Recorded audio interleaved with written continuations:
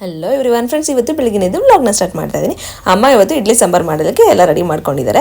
So ಬೇಳೆ, ಕರ್ಬೇವಿನ ಸೊಪ್ಪು, ಈರುಳ್ಳಿ, ಟೊಮೆಟೊ ಎಲ್ಲ ಫಸ್ಟ್ ಅರಿಶಿನ ಉಪ್ಪೆಲ್ಲ ಹಾಕಿ ಕೂಗಿಸಿಟ್ಕೊಂಡಿರ್ತಾರೆ. ಸೊ ನೆಕ್ಸ್ಟ್ ಇಡ್ಲಿನ ಬಿಡ್ತಾ ಇದ್ದಾರೆ. ನೆಕ್ಸ್ಟ್ ಒಗ್ಗರಣೆಗೆ ಅಂತ ಹೇಳಿ ಈರುಳ್ಳಿ, ಕರ್ಬೇವಿನ ಸೊಪ್ಪು, ಬೆಲ್ಲ, ಮೆಣಸಿನ್ಕಾಯಿ, ಕಾಯಿ ತುರಿ ಎಲ್ಲ ರೆಡಿ ಮಾಡ್ಕೊಂಡಿದ್ದಾರೆ, ಕೂಗಿಸಿಟ್ಕೊಂಡಿದ್ದಾರೆ ನೋಡಿ. ಮತ್ತೆ ನೆಕ್ಸ್ಟ್ ಅಮ್ಮ ಪೌಡರ್ನ ಕೂಡ ರೆಡಿ ಮಾಡಿಕೊಂಡಿದ್ದಾರೆ. ಮನೆಯಲ್ಲೇ ಹೋಮ್ ಮೇಡ್ ಪೌಡರ್ ಅದು.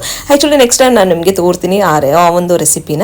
ನೆಕ್ಸ್ಟ್ ಒಗ್ಗರಣೆಗೆಲ್ಲ ಹಾಕ್ಕೊಂಡು ಈರುಳ್ಳಿ, ಕರ್ಬೇವಿನ ಸೊಪ್ಪು, ಮೆಣಸಿನ್ಕಾಯಿ ಎಲ್ಲ ಹಾಕ್ಕೊಂಡು ನೆಕ್ಸ್ಟು ಬೇಳೆನ ಸ್ಮ್ಯಾಶ್ ಮಾಡಿ ಕಾಯಿ ತುರಿ, ಹುಣಸೆ ಹುಳಿ ಮತ್ತು ಬೆಲ್ಲ ಎಲ್ಲ ಹಾಕೊತಾರೆ. ಸೊ ತುಂಬಾ ಚೆನ್ನಾಗಿ ಟೇಸ್ಟಿಯಾಗಿ ಆಗುತ್ತೆ. ಹೋಟೆಲ್ ಸ್ಟೈಲಲ್ಲಿ ಸಾಂಬಾರು ಆಗುತ್ತೆ.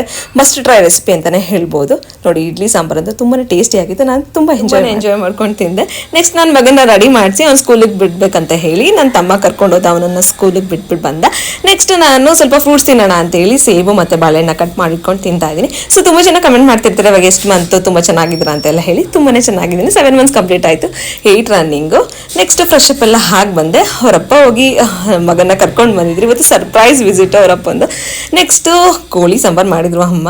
ಕೋಳಿ ಸಾಂಬಾರು ಮತ್ತು ಮುದ್ದೆ, ಮೊಟ್ಟೆ ಎಲ್ಲ ತಿಂದ್ವಿ. ನೆಕ್ಸ್ಟ್ ಮ್ಯಾಂಗೋ ಸೀಸನ್ ಅಲ್ವಾ, ಮ್ಯಾಂಗೋ ಕೂಡ ತಿಂದು ಎಂಜಾಯ್ ಮಾಡಿದೆ. ಇದಾಗಿತ್ತು ಇವತ್ತಿನ ವ್ಲಾಗ್.